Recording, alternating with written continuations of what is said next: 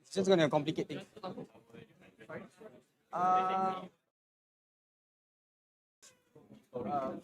People can see slides on YouTube. They won't see here. Yeah. All right, thanks for waiting, guys. This being a mini hack, and we are hacking our way through APU. So we're gonna do something creative. The slides, just a few of them, are not gonna be shown on the screen. If you want to see the slides, you can go on YouTube, on Ethereum Asia's channel, and follow along while I'm talking over the content. And for people who are online, it's actually a nicer experience for you. But it's a new experiment, so we'll see how this goes, and you can let us know later your feedback. And yeah, so it's already almost 2. We're not gonna take too long. We have a cool panel later with guests from Etherscan, Ethereum Foundation, and Coordinape. Before we get there, we are gonna cover our typical monthly roundup. For those of you who don't know, when we do our normal monthly meetups, we do a roundup of what's happened over the last month, both globally and locally. So before we get there, we have some announcements. For those who don't know, some of the ETHKL community members joined Polygon Pit down in Singapore, and one of the ETHKL teams won $10,000 in USDC. So please give them a round of applause. Anyone want to raise their hands who were in that team? All right. You know who to ask for free lunch later or dinner. And so 24th February until 5th March, it's actually next week, there are a couple of ETHKL members who are going to ETH Denver. For those of you who still want to go, I think you can still apply. But there are also, I think, at least Chichuan and Chen and Carlos who are going to ETH Denver. Oh, and Pia. All right. So yeah, if you guys want to planning a last minute trip, you can reach out to them so that there are at least some friends that you are going with. And on the 2nd of March, we are having our second official ETH Penang meetup. So for those who are in KL who want to go up to Penang, that's a Thursday night, I believe. Can I get the Penang organizers to raise your hands? Yeah. If you have any more questions, go and ask them. The topic will be an introduction to MEV, maximal extractable value, with Triv, who is an MEV searcher, and kind of anon, so it'll be kind of cool to just be able to see him. And lastly, there is a Scaling Ethereum hackathon by ETH Global, and this is an online hackathon from 10th to 29th March. So for those of you who haven't gotten your fix with hacks, you can join this one. I think there are at least 2 or 3 teams already from ETHKL who are joining. So if you're interested to apply, let Chichuan and Chen know, because then they can coordinate the teams. And if you thought 1,000 USDC prize for this hackathon was a lot, for Scaling Ethereum, the total prize pool is 150,000 USDC. Sorry? It's okay, we're Malaysian, we're not that rich. But you can join, it's an online hackathon, so you can participate and win. And we have prior proof that people from KL can compete and win in these hackathons.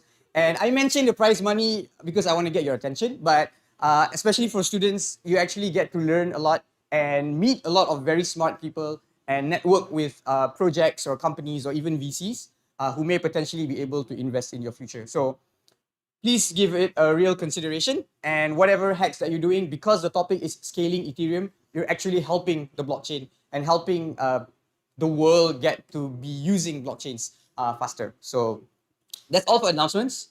Okay, this kind of sucks because we don't have the slide. I actually had the slide up. Oh, we do? Okay. Sorry, next slide. So there's a reminder here that this Turkey earthquake solidarity is still ongoing. If you haven't heard, our friends, community members in Turkey were struck by an earthquake, and some of the Istanbul community members actually reached out and said if there's any way people in KL can help them. So if you win 1,000, you can maybe send a little bit to transfer there, and that's used for help for the relief. Next.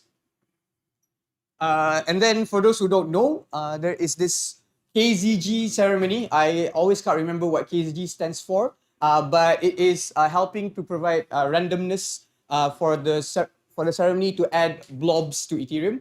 So for those of you who know optimistic rollups and being able to have these blobs added to the chain makes it cheaper to make L2 transactions. And literally just if only one out of the almost 50,000 people who have participated are honest, then it's guaranteed that it is honest already. So you can do your contribution to help scale Ethereum and do it in a way that's kind of cool. You just go to the website and just like move your cursor around and then that counts. Next. And so the US SEC has been having fun making puns about stakes, but at the same time they've been affecting staking on exchanges, and they've also banned BUSD, which is a stablecoin done by Paxos with Binance branding. So for those of you who have a bunch of BUSD, I do. It's kind of maybe a good idea to move to another stablecoin, just in case, but not financial advice. Next. And then, ZK EVM Wars. For those of you who've been following, every single time one of these projects make an announcement, there's always another one that announce something. So I think 15th of February, Mihailo from Polygon announced their chain is coming on the 29th of March. And the next day, ZK Sync announced that their chain is actually already live. So as long as it's helping Ethereum, I guess it's fun to have competitions like this. So this is kind of cool. Next. And so for those of you, again, who've been interested in MEV, there's a very influential collective called Flashbots that have been essentially kind of one of the entities that potentially even may have some risk to Ethereum. And they're raising funds, 50 million at a valuation of $1 billion. An interesting approach that they're taking is they're doing what's called a reverse pitching process, where instead of them pitching to VCs, they get VCs to pitch to them. And the fact that they're raising at $1 billion valuation in this current bear market shows that they're extremely confident in what they're doing. Hopefully, it's still aligned with what's best for the world and not just for one private entity. Next. And this one's not an Ethereum news, but it's still kind of cool, at least in my opinion. So how many people have heard of this ordinals thing happening? So for those who don't, it's this, you can have essentially NFTs on Bitcoin by filling up the data in the blocks. So the blocks on Bitcoin have actually been much more full, and therefore Bitcoin's been much more expensive to transact on. There's a whole argument there about whether doing this clogs up the Bitcoin blockchain or it actually saves the future of Bitcoin, because then people are paying fees so that the chain is more sustainable. If people are interested, we can just have a discussion about that afterwards. I think it's fascinating about what a chain like Bitcoin might be doing and maybe potential forks that might happen. Next. So next is local news. Has anyone not seen this DEF CON thread? Okay, everyone's seen the thread. Cool. Has everyone retweeted and liked it? Nice. All right. So we're not saying it will be DEF CON will be in KL, but we want to impress people such as the Ethereum Foundation that KL has a strong community that is deserving of running DEF CON. So as you can see, for the last week here, we've been doing this mini hack. We want to do a lot more this year. Maybe go to places like Denver and win prizes and show that KL has community members who are talented and can contribute. And that's one factor out of many. But at least by doing that, we've done our part to show that KL is a cool community that is deserving of more attention. Next. I don't know if anyone here has seen, One Utama has done these NFTs. If you're interested, I think if you buy this NFT, the one card, which is like the loyalty membership, they will pass the funds to charity. So if you want to, I guess, show off that you have a One Utama NFT, you can do this. Next.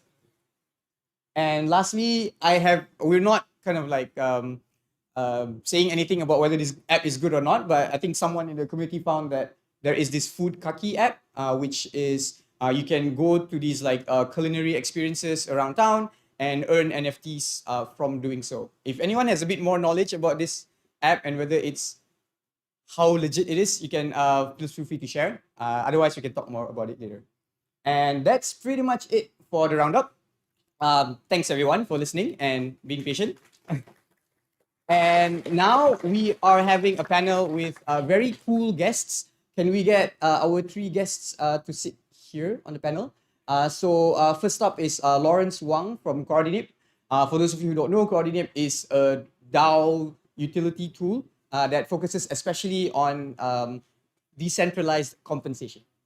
And Matt, again, for those who don't know, is a Malaysian who founded Etherscan 6-7 years ago, and now is a block explorer that a lot of people use. And Steven's from the Ethereum Foundation and is a developer of ecosystems. And that brings us to the topic of today's discussion.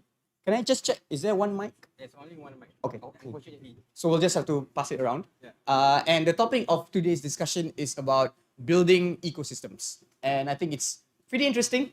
Just so happened that we have like guests who have kind of different angles.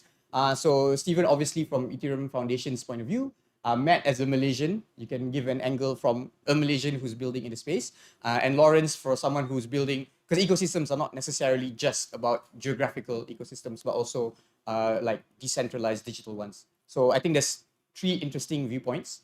And to kick things off, maybe just for the audience to get to know you a bit better, maybe you could introduce yourself and how you got into the space. Sure. So right now I work at Coordinape. It's a tool for DAOs to do compensation and payment, distribution of funds in a sort of decentralized way, basically by allowing people to vote on how the funds are distributed through a sort of virtual token that we call Give. Before this, I was working in MakerDAO for about 3 years on the interfaces team, building libraries and front ends to like governance and the borrowing platform. Got to see multi-collateral DAI being launched. That was pretty cool. And then before that, I was working as a full stack web and mobile developer for about 15 years. So I think I got into the space primarily because I became really interested in coordination problems. And sort of coordination problems is like the root of all problems, all large scale problems anyway. I don't know if you guys have read an essay called Meditations on Moloch by Scott Alexander. That's sort of like canon now, you know, in the space. That really kind of, I don't know, coordination pilled me. Yeah, that's enough for now. Hi everyone, my name is Matthew. So I'm been working and building Etherscan, which is a block explorer for the blockchain. I've been doing that since 2015, so it's been a very long journey for me. And yeah, and as a fellow Malaysian, I think that's basically one of the things by building out Etherscan is also wanted to kind of show the world that as Malaysians, we can build out products that have global reach. Thank you. Hello, everybody. First off, thank you very much for organizing this, Chi, Harith, the ETHKL community. I'm Steven. I'm with the Ethereum Foundation. I think a lot about the geographical distribution of Ethereum. So seeing a community like Kuala Lumpur, Ethereum needs these local vibrant communities. So thank you guys for putting this together. My story, how I entered crypto, it's not too interesting. I've been working in tech for a while. I started out very skeptical and was turned off originally in the early days of Bitcoin and Ethereum, but eventually I think like many people went down the rabbit hole and I haven't come out. So I've been with EF for about 3 years and I spend my time working on eco-dev and grants. Can I just check? You can just answer me like before you pass the mic. Like, when did you guys join exactly? I know Matt, obviously, but for Lawrence and Steven, like which year? 2018. So I think that's kind of cool. So I think you guys joined in different years and different times of the industry.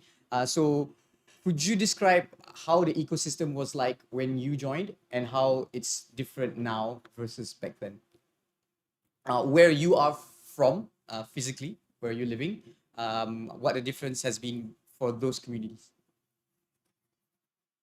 So when I first joined Maker back in 2018, I was living in Santa Cruz, California, and actually ran into them because they had some people working in Santa Cruz. I think at that time I was very new to crypto and just sort of feeling my way through the space. Seemed like a lot of hype, a lot of unsubstantiated technical claims, and a lot of scams. And so it was sort of reassuring to me that Maker was doing something that was easy to explain, and they were very like focused on risk management, and they had sort of plans and schemes for what to do with different levels of risk, even to the point where they would have to give up. There's a formal way to sort of give up trying to have the stablecoin be pegged, and that was all very, very reassuring. So at that time, of course, DeFi was still pretty new. That was even before DeFi summer, before sort of like the first and second wave of NFTs. It wasn't really clear outside of a very small community whether the thing had any staying power. So what I've seen since then, going especially to like Ethereum conferences, is that it's very interesting. There's this like very hard, math and cryptography based technical underpinning, and then there's like a whole stack of like cultural innovation and cultural experimentation going on top of it that is sometimes very loosely connected to the technical stuff.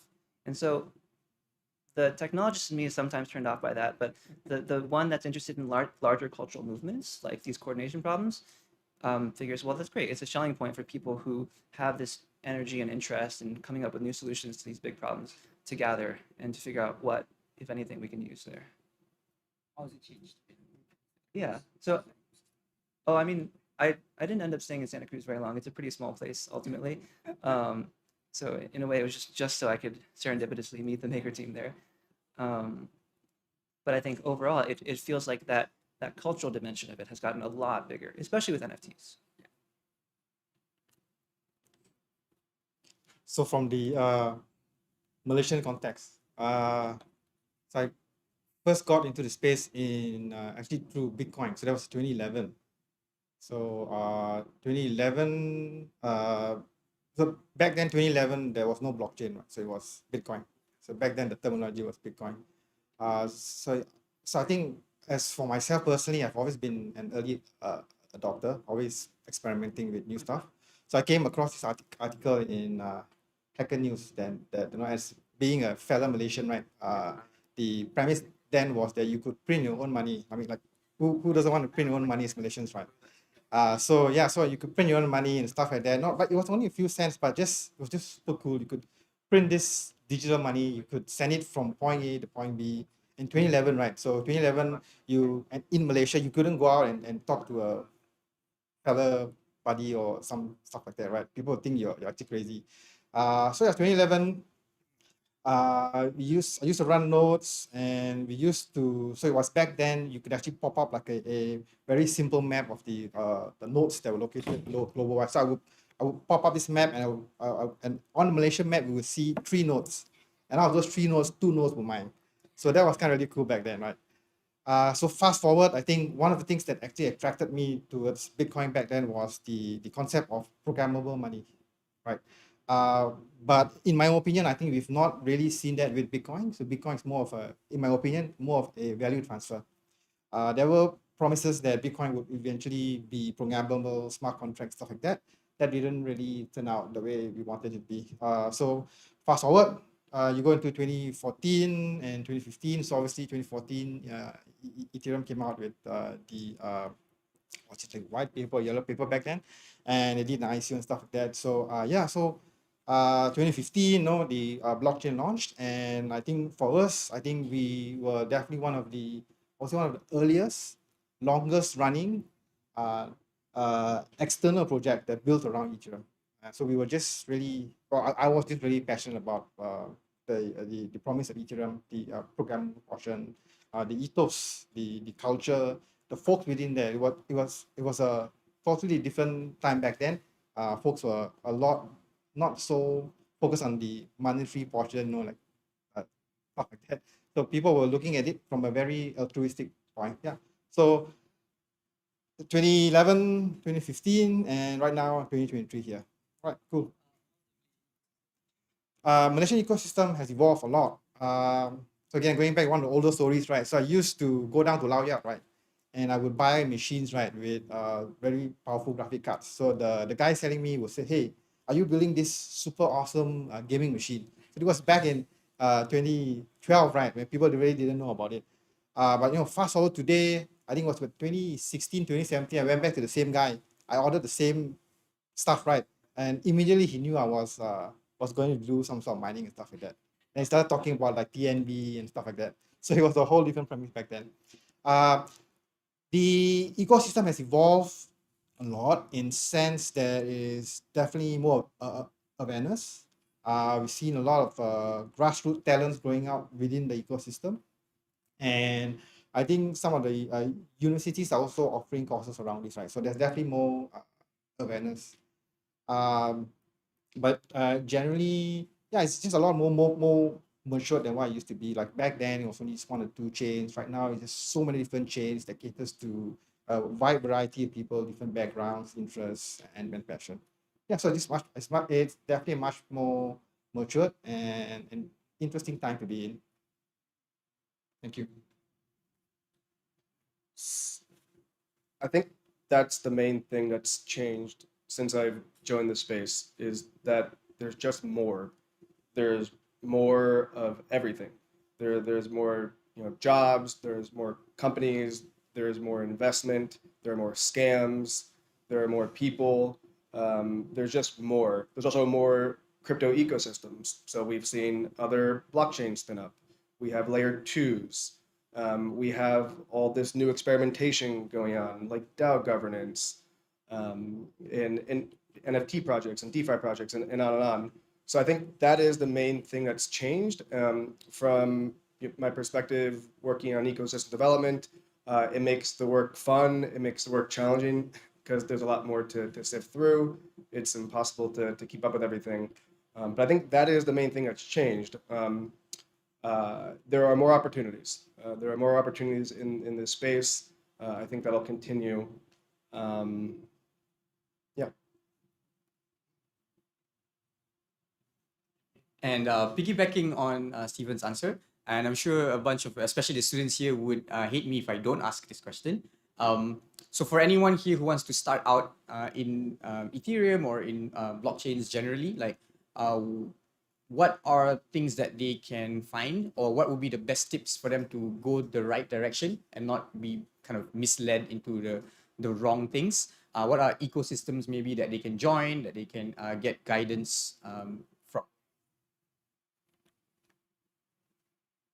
So where my mind goes with that question is that no matter what you're working on, like if you're involved in some new venture, some startup, there's a lot of different roles and a lot of different kinds of work that are necessary to make a startup work. So if you have the inclination and the skills to go deep technically, do that for sure. Like that's where the real sort of bedrock innovation comes from. But even if you don't, just hustling makes a huge difference. Like just finding something you're enthusiastic about, whether it's the marketing side or the product side, whether it's taking care of the people in the organization and keeping their morale high and having a vision and conveying that, whether it's like sweating the details of the design and the way it impacts the user, whether it's managing the finances and the runway and all that sort of thing, and talking to people who might give you money. Like there's so many things that go into creating a company or a group of people that create a great product or a great technology. And so like, don't think that just because you don't like studying the details of MEV or something that there's nothing for you in this space, because there's so many different roles you can play. Yeah, so piggybacking off that, it's just so broad, right? There's so many roles within the ecosystem. So depending on the role that you want, then your part would likely be different. But given this is APU, and I've seen a lot of folks here have backgrounds in slightly more tech backgrounds, right? So I'll be a bit focused on that. So I would say the first thing that you want to do is be a user, right? Go out and use the product. You'd be surprised of how many folks actually who've actually like reading white papers and like going through all the stuff, right, that haven't actually did a DeFi transaction, haven't actually sent the transaction from point A to point B, or interacted with a smart contract, right? So I would say be a user, start using the products, figure out what excites you, what you feel interested in. There's like so many different blockchains, so many different choices, right? So obviously this being an ETHKL meetup and me being ETH focused organization, my bias is that my bias and tendency will be towards Ethereum. So like go ahead, spin up a wallet, set up an account, send a transaction, interact with a smart contract, play around with it, and see what excites you. And yeah, and then they see what is the part that you want to take down from there. Yeah. If you're in Malaysia, talk to Harith and Chi. If you're but seriously, these local communities, these meetup communities are great resources for people to learn about the space, get involved. The question was, what advice would we give for just starting out? I think if I were just starting out today, I would come to a meetup and I would ask questions. I think one neat thing about Ethereum and crypto broadly is that people are very available. People are on Discord, people are on Telegram, people are on Twitter. And if you have some sort of an inkling of what you'd like to do in the space, you then can find out somebody and just write them. I think you'll be surprised how often people will respond. I think that the first thing I would do is I'd have some idea of what you want to do. As Lauren said, there are no shortage of things to do in this space. We need developers, we need designers, we need managers, we need leaders. There's all sorts of things. And so if you have some sense of what you want to do in the space, I think that'll give you a head start to get where you want to go, because you'll be able to filter out what you don't want to do. So if you're just starting out, I would try to find people that you trust, whose opinions you value, whether they're on Twitter or local, and reach out to them and ask them how to get involved. Right, thanks. And on that note, Malaysians are not known for speaking out, so please take that advice. And on a Malaysian note, next question is from Matt. What are some, maybe this might be a bit tricky, I'm sorry if it is. What are some challenges as a Malaysian startup or company or project starting out in this space that some advice that you can give that are specifically for the Malaysians here? Is that in the like blockchain aspect or like both? Yeah. So I think as a Malaysian founder, right, one of the things that runs through your mind, first thing that goes through your mind, right, it's going to be this, right? It's going to be how do you find your startup? So obviously, again, it's changed a lot, and it has definitely improved with blockchains. But traditionally, I think funding is a little bit more trickier locally if you compare to somewhere like say in Silicon Valley or maybe even in China or like somewhere else.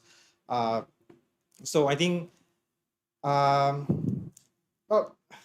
there are actually no shortcuts, right? So I think there's a lot of things that you can build. So again, I guess that really depends on your background, right? So if you're a technical co-founder, you could build your own POCs or your MVPs on your own. If you're not a technical co-founder, then if you're not, then find a co-founder who has the technical expertise. Come up with your prototypes, experiment with product. From the Web3 context, obviously, so one of the exciting things for Web3 and blockchain is funding's a lot more easier, right? Depending on funding's a lot more, I won't say easier, but a lot more accessible. Because right now, you will be able to raise or you'll be able to get interest into your project, support project from a global audience. It doesn't necessarily have to be within that whole Malaysian ecosystem itself. So you have a broader place to work off with. I think other than that, I think it's not a lot of difference. I mean, if you're doing a startup in Malaysia or if you're doing it elsewhere, you'll face the same challenges, right? There'll be competition. There'll be times that you feel really down. The times that you feel really up, and it's a roller coaster ride, right? Yeah, so I guess there's no one single point. But like I don't know, maybe follow something that this is going to sound cliche, but yeah, follow something that you're passionate about, and hopefully something that you're passionate and that you're good at. All right, and the next question is for Steven. So you've been involved with developing ecosystems with the Ethereum Foundation. And for the KL community here, what are some interesting approaches that you've seen done by communities around the world that the KL community can take lessons from and apply to our context to make our ecosystem better? So I actually think the ETHKL community is a good model for other communities, because I think you guys have been doing this for a long time. I think a big thing we look for in providing grant support or sponsorship support from these local communities is consistency. So just a regular occurrence of a meetup is big. Even just having a meetup once a month or every 2 months or even once every half a year, if the local community can rely on there is a local group, that cares about this thing, that's going to coordinate and hold the event and get pizza and do the logistics to have the event. That's a lot more than other communities. Innovative approaches that other communities are adopting. I think the main thing we see with these meetup groups is the communities that have a good, strong core of people who are working in this space for the right reasons. Those are the communities that last. There's usually some sort of anchor company involved. So I think KL is a good example where Etherscan is probably one of the most used infrastructure apps in Ethereum, and I don't think it's a coincidence that the local meetup community is also active. I think the main thing is consistency, holding regular meetups, holding regular events, as you're doing here in Kuala Lumpur. Thanks. And for the East Penang guys, please take note. And any other people maybe online who want to start meetup groups in other cities, we're here, we can help, and we just need that consistency and the right sort of intentions. So the next question is for Lawrence. So ecosystems are not just geographic, it's also potentially digital, and in recent years we've seen a lot of DAOs, quote unquote, depending on how you define what DAOs are. And one of the questions I've always had is that, and Vitalik's written about this, and a bunch of people have written about it as well, about how coin voting coin voting just doesn't work. It leads to plutocracy, but at least as far as most people are aware, that's how DAOs are running their entities. So with your experience, have you seen other approaches that can work? Ideally have worked in real life, but if not, maybe in theory, something that people can do to ensure that the ecosystem runs and grows, without going into this plutocracy kind of environment. Yeah, I think it's important to say first that there are some contexts in which token voting does work. There are some contexts in which you could even call it plutocracy does work because the incentives are aligned. Like if you look at the maker system, the MKR token, voting with the MKR token can be used to directly make changes to the system on chain. And that's incentive alignment, because if you make good changes, the system works better. The price of MKR, which you're putting at risk, goes up. And if you make bad choices, the price goes down. So there's still problems with that. There's still the example of certain votes where a whale comes in the last second and surprises everyone. But basically there's incentive alignment there. The problem comes when, a scene blows up and people get excited and they sort of cargo cult the patterns that they see without really understanding the underlying reasoning. So then you get to this point where the joke is that a DAO is like a group chat with a bank account. And so, yeah, for a lot of those scenarios, token voting especially if it's like a publicly tradable token, doesn't necessarily work. It creates all these perverse incentives. It creates opportunities for large actors to attack the DAO and for their own ends. And so the way I think about it is that's one sort of technique, that's sort of one default or naive pattern that's good for some contexts, but that's not hashtag not all DAOs. There's a lot of different things that we can still do. You know, we're only at the beginning of how to integrate token voting and chain into organizations like this. So for example, at Coordinape, we use something we call constrained delegation. So we don't actually have a token voting setup yet, but in preparation for when we do, the idea is that token voting isn't going to govern all of the granular decisions that the DAO makes. It's going to basically govern like who gets put on these squads, each of which has a different domain of responsibility. But then within the squad, you have a lot of autonomy. You don't have to constantly be checking with the token holders to see, you know, can I spend this money? Can I make this decision? Can I hire this person? Right? And in that way, it begins to resemble more traditional organizations, which is fine. I think often there's a sort of back and forth. You know, you go to the extreme in your sort of teenage rebellion phase, and you plot out the space, and then you come back and you find something that is more sustainable in the middle. You know, there's this pattern. I think this Simon Wardley charts out innovation, and he talks about the pioneer phase, and then the settler phase, and the town planner phase. And there's a sort of like gradation of risk-taking and experimentalism that goes down toward more conservative, more steady approaches, you know, as a space becomes more mature. And that's just natural. So I think there's still a lot of room to experiment with token voting, just as long as we sort of constrain it the right way, we use it for the right context. And if you're running a DAO, if you are inspired by the ideology of not just having a traditional hierarchy, by devolving power, there's actually a lot of literature out there beyond token voting about how to do this. And there's a lot of people doing research and experimentation from traditional organizations completely outside of Web3.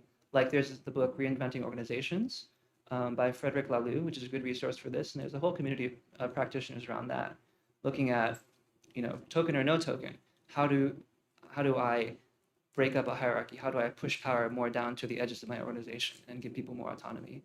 One of the memes that comes out of that I really like is called the advice process, where it's basically if you feel the need to make a decision, all you have to do is sort of tell the relevant stakeholders, I want to make this decision. You have some reasonable period, 1 to 3 days, say, to raise objections, to give advice. At the end of that period, I can still make the decision. If it turns out to be a bad decision, then of course the consequences are on me, but I don't actually have to wait for your permission. So these options are here for you to construct an organization that's more progressive. Cool, thanks, Lawrence. And so we do want to keep on time. I want to try and finish it by 2:40, and we want to give time for any audience members to ask any of the panelists here any questions, ideally around building an ecosystem. So if anyone's interested, we can get a raise of hand. Otherwise, I'll go with my questions. All right. I can just introduce yourself, ask your and who you want to ask the question to, and the question. Yes. Hi, my name is Brett. Thank you all for coming. I wanted to ask, in terms of Etherscan as well, since you've been in this space for so long in Malaysia, why have you not, why in your eyes and thoughts do you not see a larger ecosystem perhaps forming around the local scene in terms of startups and in terms of perhaps just the activity in whole? Because I think there's a couple of like really strong infrastructure teams here, but it hasn't really spurred a lot of additional perhaps innovation and a startup activity.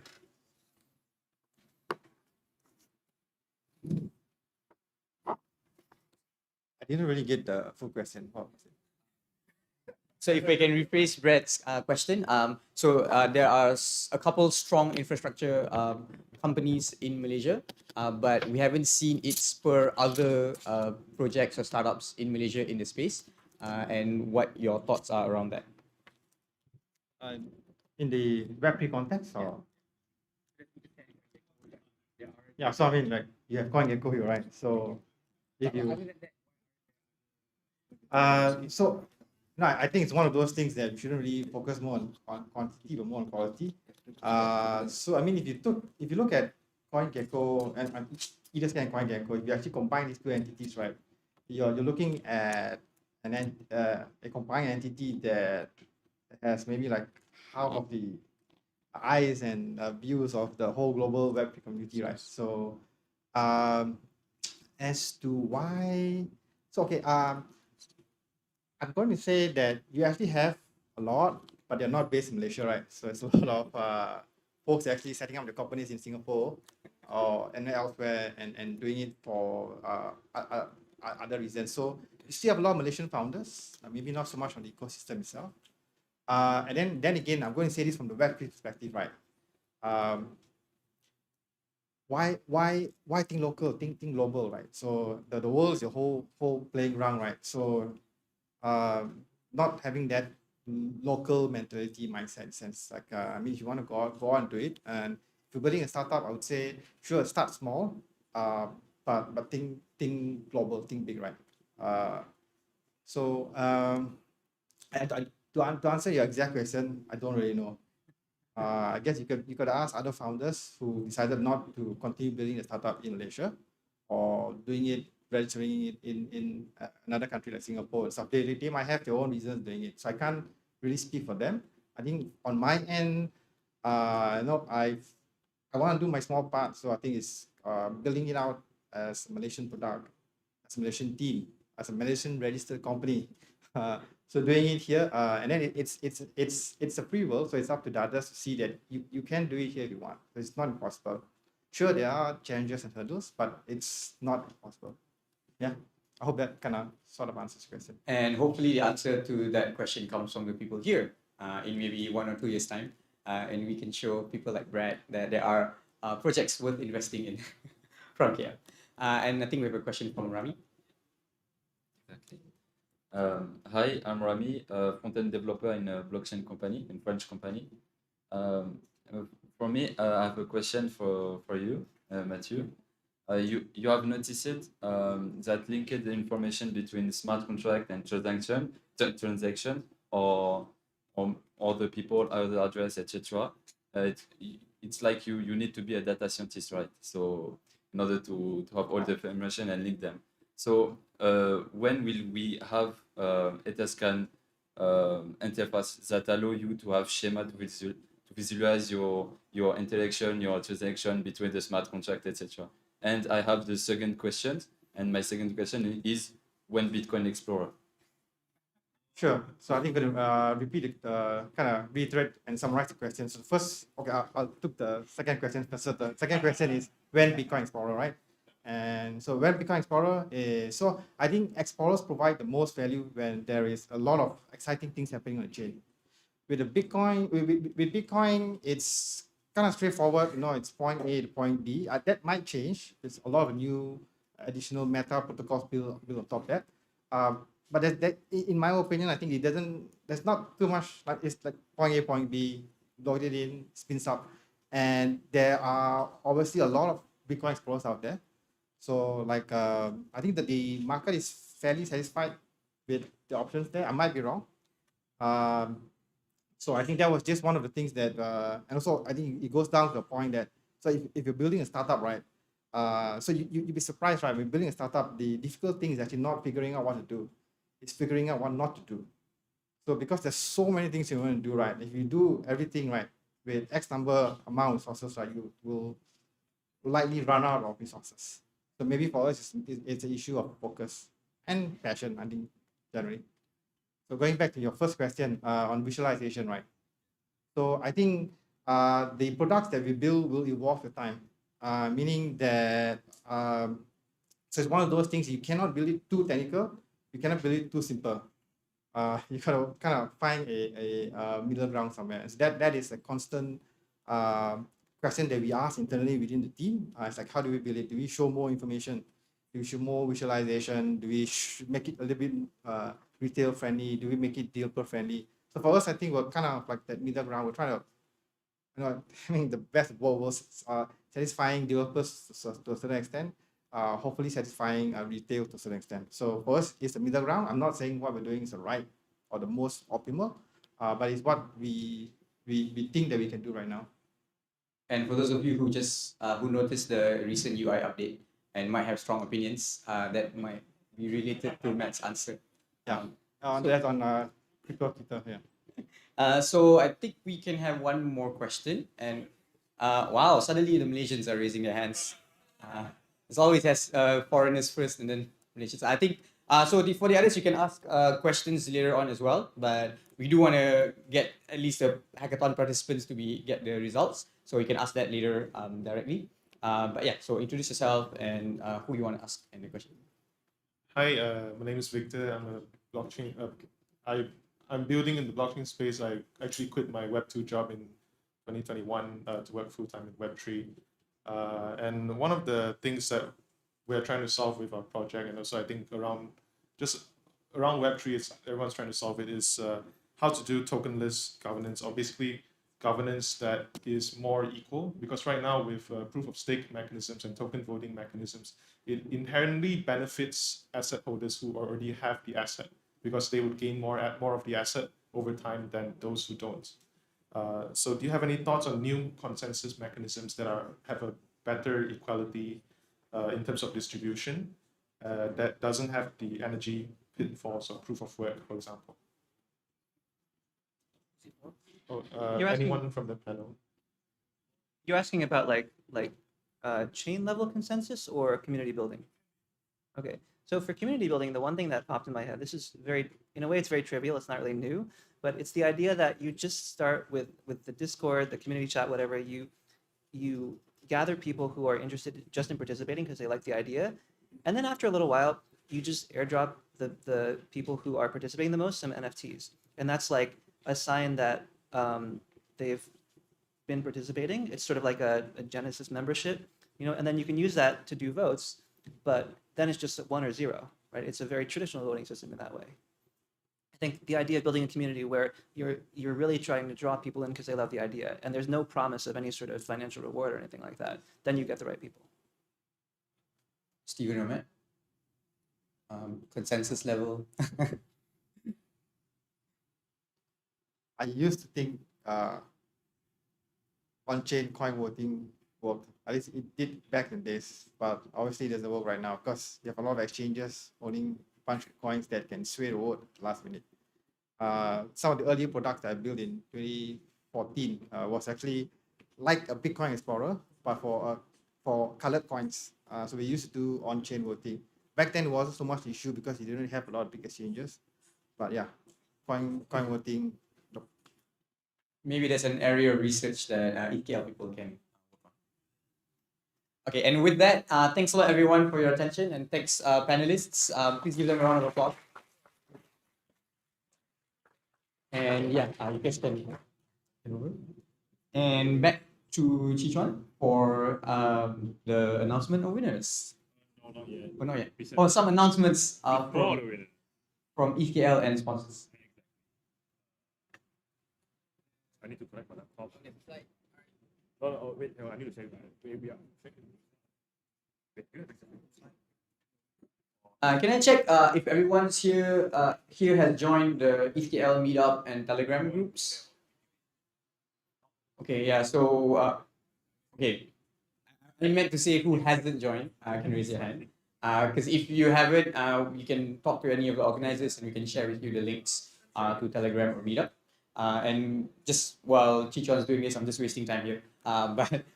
So what we do is at least once a month we'll do an in-person meetup like this. Not necessarily the hack, but just having catching up with each other and having ideally guests who can share about what they're doing and the cool stuff that they've done. Not necessarily in APU exactly, but in KL, somewhere in KL where we have nice venue sponsors. But it will be somewhere in KL. Other than that, we also do a bunch of stuff. For example, we do workshops either online or offline on many different topics, and we also invite community members to share, as long as what you're sharing is beneficial. It doesn't have to be very advanced. It could be even beginner level or intermediate level stuff, because there are a lot of people who can still learn. There are also, as we've mentioned, members who join hackathons, again, whether online or offline. And you'll be surprised, there's someone here in this mini hack who joined only a few months ago, who didn't know anything about this, who only like flipped NFTs but never actually built on chain. And they started out with some guidance from more senior team members, and then now they're like doing a bunch of cool stuff and pulling other people into this mini hack. So you'll see a lot of cases like that, and I think even the panelists can probably testify that there are people out there who started out and within 6 months or a year are like world experts in a particular niche that they're working on. So it's completely something that's not unexpected for you to come in and become very good at what you're doing. Other than that, yeah, so this is the first time we're doing a mini hack. I think Chichon's probably going to cover a little bit, but any of the flaws, please accept our apologies. We'd like to do a lot more, and again, impress everyone in the world that KL has a strong community. So throughout this year, we want to do more stuff. If you guys want to contribute or you want to suggest things to do, please feel free to reach out. We're always happy to do anything that is for the good of the community. And on that note, I'm running out of things to say, Chichon. So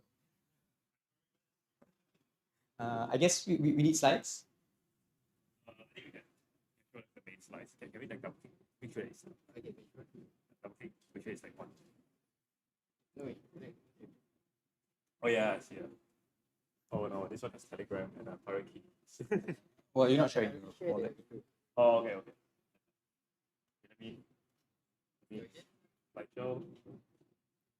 Okay, it's good. Okay. Oh yeah, and especially for students here, whichever university you're from, we'd love to be able to get your campuses or your faculties involved and your other like university mates. And most of us who are organizing this stuff are doing it while we have a day job. So it gets kind of hard to spend time. But students especially, you'd have a lot more time. And we can figure out grants for you to be able to do this and still receive some allowance. So anyone who's interested, either to get your university members involved or to be actively involved in running and organizing things, please feel free to reach out. We love to get students. We're kind of tired of doing the job. So yeah, anything that you guys can contribute would help.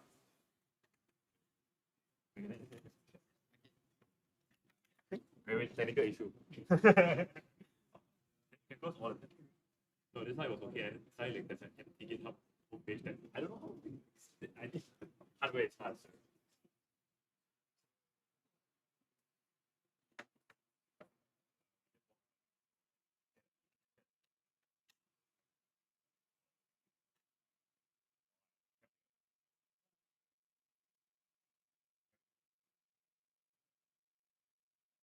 Can you do that second screen?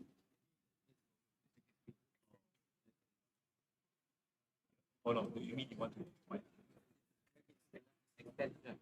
Oh. No, wait, let me use that. What's the result here? Shit.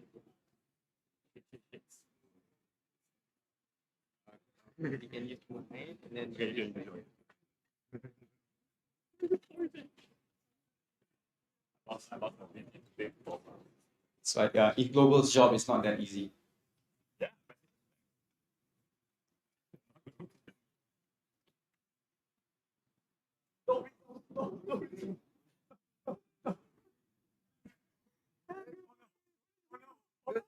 Plug it Oh out. no! Plug it off. No. As you can see, we're not professional hackathon organizers. No.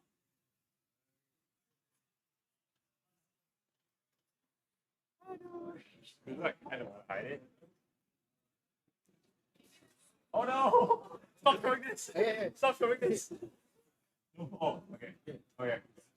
So I need to put the side on, right? Yes, that's correct. That's correct.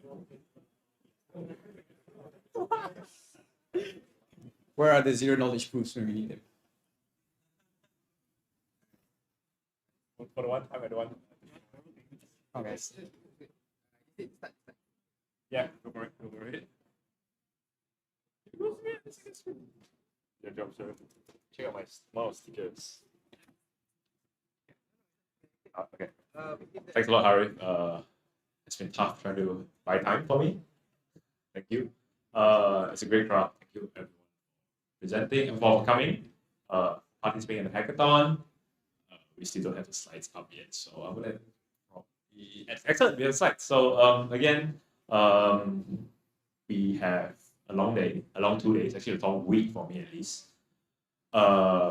Many wonderful talks, wonderful participants, of course, wonderful projects being built. So next slide, please. So again, a customary introduction to what ETHKL is. Now we cannot go next.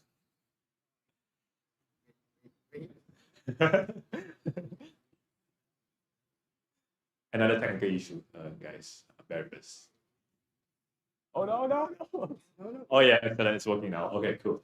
I was being careful because the results are in a couple of slides now, so hopefully no one saw that because that will ruin the excitement. Excellent. So yeah, who are we? Customary, we are ETHKL. We normally host like monthly meetups just like this. We invite everyone from the public to join, regardless of who you are, what nation you are. You can just hop by to one of our monthly IRL meetups just like this. And where this is where you get to interact with the local community, people, founders. They're all around. Normally you have to find them. They're very humble, but they're there.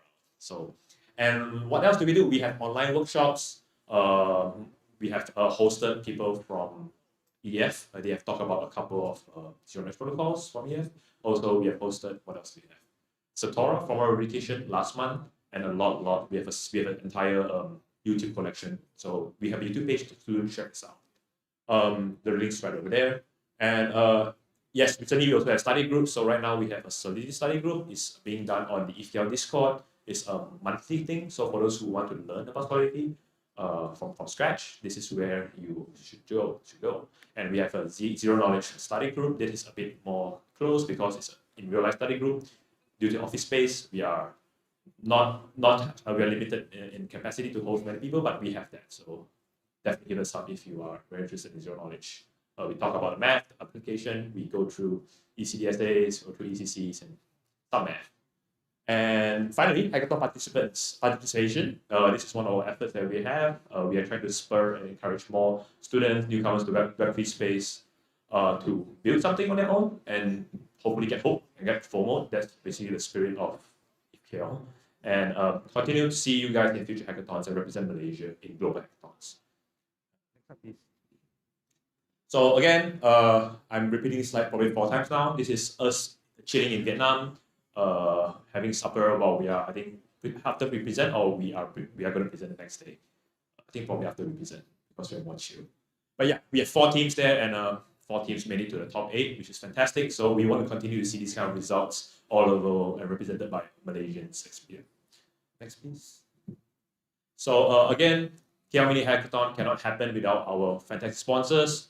Thank you to the Ethereum Foundation Ecosystem Support Program. Thank you, Riley and Steven. They are here today with us. So, CypherX, Salim and Gretchen is over here. Today, Salim is our judge. Of course, Etherscan, Matt, CEO of Etherscan is here. Thank you so much. And I think everyone knows who Etherscan is, so no introduction. EduDAO. There are some swags behind by EduDAO. EduDAO is a DAO, educational DAO that supports the growth of a university or in blockchain team. So I think the plan is to get APU to also register and probably Monash as well. So we'll see how it goes. But there's swags behind, so do grab some swags by EduDAO. Yeah. Of course, we have Starknet. Starknet is a kind sponsor. We also have one regular Starknet meetup starting in Malaysia. I heard the next one is going to happen here, APU, next month. Still planning, but probably it's going to happen. And Starknet is a layer 2 scaling solution.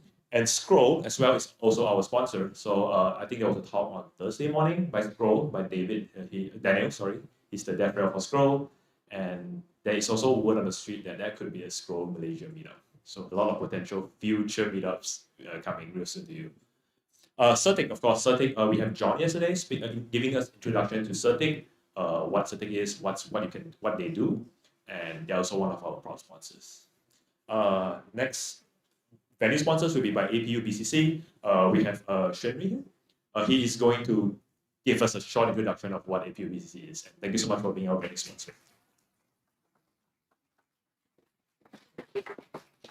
Okay, GM guys. GM. Why GM? Why not GA? Because we are still at an early stage. Yeah. So guys, good. I'm on GM. I am Shenri. Again, I'm from APU BCC. First of all, I would like to thank ETHKL and the community to have these hackathons. Without them, we are not going to connect all these sponsors, all these people here. So give them a round of applause, please. Thank you. So who are we? So apparently you can see a bunch of us wearing the same shirts here to the moon. Kind of cool. So yeah, we are actually a bunch of students in APU who are very enthusiastic in blockchain technologies, cryptocurrencies. So we first started off with cryptocurrencies, but now we are kind of like more into blockchains. So yeah. So in the next 1 week, we are having a workshop which is organized by our VP, Yudish. He's not here. So he's going to talk about Ethereum dApps. So next week, these few months, our direction is more towards like blockchains, right? So this is basically our plans for futures. So our roles here in Malaysia's community, what we can provide is we are just a center of like all students here. So we have been trying to connect with all these universities in Malaysia. For example, next 2 months, we are having an outreach program in UITM, Malacca. So that one is going to happen soon in 2 months, 3 months maybe. And then, yeah. And then that one is the first one. And then soon we are having a lot of these, these collaborations with all these universities. We have gotten their contacts already. Their lecturers are very happy to work with us, in the future. So what I want to try to say to you guys is that we are actually, our direction right now, we are trying to do more workshops that is, helping to onboard our students to the industry, to the space. So if let's say any companies here, if you guys are willing to like onboard students to your community, onboard students to your products, you can say, hey, we have a cool product, you should try this out. Just tell us, just tell any one of us as a shirt up to the moon, we will come back to you. So basically, this is how cool we are. We are all the cool kids here. And then, yeah, student is fun because we are quite creative, first of all, yeah. Anyone wants to connect with us to the moon, okay? Thank you very much. Back to Jifan. Thank you, Shenri, for the introduction to APU BCC. It's definitely interesting, and we can't wait to work with them even further. So, next slide, please. So, again, a quick reminder, there's prizes for hackathon. First place 1,000, second place 500, and third place $250. So we'll be giving you in stable coins.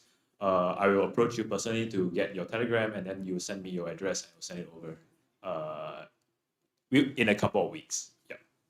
So next slide, please. Okay, so third place. Yes, drum roll, please. Third place. Okay. NFT music player. Could you please come down and share your thoughts and what do you think about it? Share your thoughts. Congrats. Thanks. Thanks everyone. Thank you to the judges. And to be honest, I wasn't ready for this. But yeah, it's an honor to be here. And I'll just say I think I had a great fun in building that. I wasn't really so my day job is product manager, so I wasn't really like coding or anything like that. But this is literally the first hackathon that I try to code and build stuff, and I had a lot of fun. And I think, yeah, it's like this is just icing on top of the cake. Yeah, thanks everyone. Thank you, NFT music player. Hope to see you soon hacking in more future hackathons with us or in the global stage. Next up, second place. Yes. Okay. DK voting. DK anonymous voting. Yes, please come down.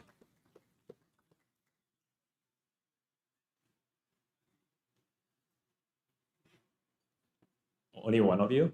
Like, why not all three of you come down? And then because I think the guys taking photo as well. So yeah, take it away. Hey guys, all three of us are actually from Monash University. we have been. We are very surprised that we have won. In fact, we'd like to thank all the judges, and we would like to say we put in a lot of time, and we're just totally exhausted from learning all of this technology. I think I can hand it off to Jensen to talk about his troubles with Solidity. So learning Solidity itself, I like encounter a lot of like very small issues.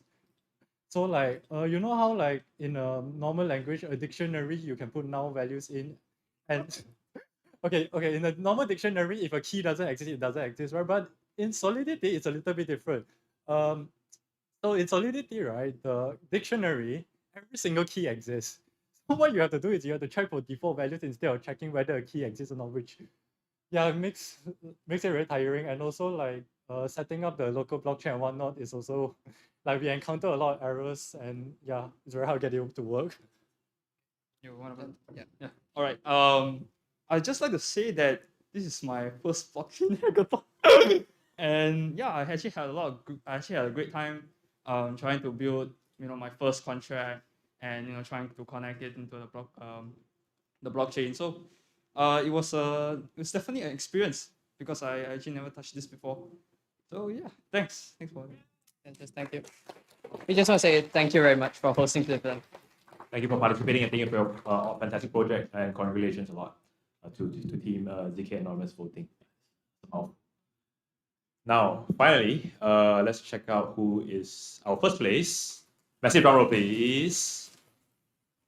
ZK Dompet.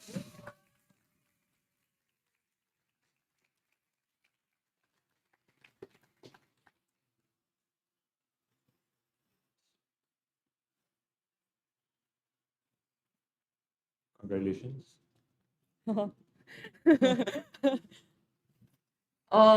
Thank you guys. I'm from Korea. I'm majoring CS in Korea University, and my this year goal is to make an excuse to drop out. I think this makes me go one further step for my goal, and I'm really thankful for the Malaysia community because I met Chi and Chen at the ETH last year, and at the time I just like after feel like I wanna just go abroad, I just follow them through the Singapore and Malaysia, and I get introduced by so many good Malaysia people, and also considering me moving the base in Malaysia. So yeah, any option, just happy that I got the first outboard hackathon prize in Malaysia, KM in ETH, and thankful for give my good opportunity to start my journey in crypto again. Yeah. Yeah, I just want to say thank you to Chi and also Lapak Dao, especially because they have been helping me from the first time I joined blockchain Web3 hackathons until at this point and now. And also thank you to BCC for hosting the event also. And yeah, looking forward to build the circuit even better Yeah. in the future. So yeah, looking forward for more research on that. Great. No. I'd like to thank, of course, ETHKL, the Bandao, Chi and the gang. They've been mentors to us in the previous hackathons. I'm really grateful for the team that have we kind of just glued everything together. Learned a lot about Circom, Solidity, and hacking together. Thanks. Thank you, massive congratulations and well deserved to all winning teams. So what do we have next?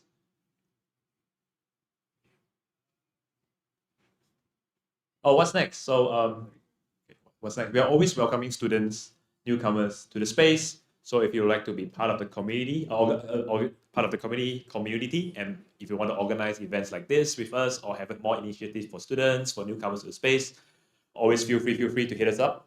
What's our Telegram QR code?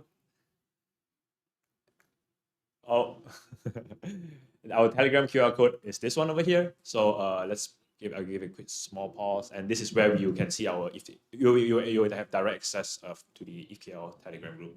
It's normally curated, but today I'm sharing it out in public. And also do check out our meetup page because we always post frequent updates of future events in the meetups. and if you are really interested in space, this is a page that you shouldn't want to miss. Let's give it 5 more seconds. I think everyone's done. Okay, everyone's done. So what's next? So there's always more hackathons beyond KL Mini Hack. KL Mini Hack, I believe, is just a starting point for most of you. Again, the closest one is ETH Denver. It's going to happen next week. Me and a couple of people over here are heading over to ETH Denver. So anyone who is going to Denver, you should let us know. We can definitely hang out. And if you want, we can even form a team. Scaling Ethereum is an online hackathon. So we have already formed around 2 to 3 teams already, I guess. We have enough, at least we have enough members to form 2 or 3 teams. It's something that's going to happen, and it's organized by ETH Global. The prize, as Haris mentioned, is huge, way larger than what we have in KL Mini Hackathon. So I lost. Oh, okay, yeah. So definitely check that out. ETH Tokyo is happening on April. I think I remember 14th to 16th. It's an in real life hackathon in Tokyo. Again, I think we have at least 2 teams over here that's going to represent Malaysia in Tokyo as well. And if Istanbul, I think it's going to happen in May. Not confirmed yet. It's a bit further away. And yeah, and potentially many more hackathons. Like if online, it's just too much to list it down over here. But many hackathons to come. Next. And finally, thank you so much for participating. And I think you all deserve a good rest.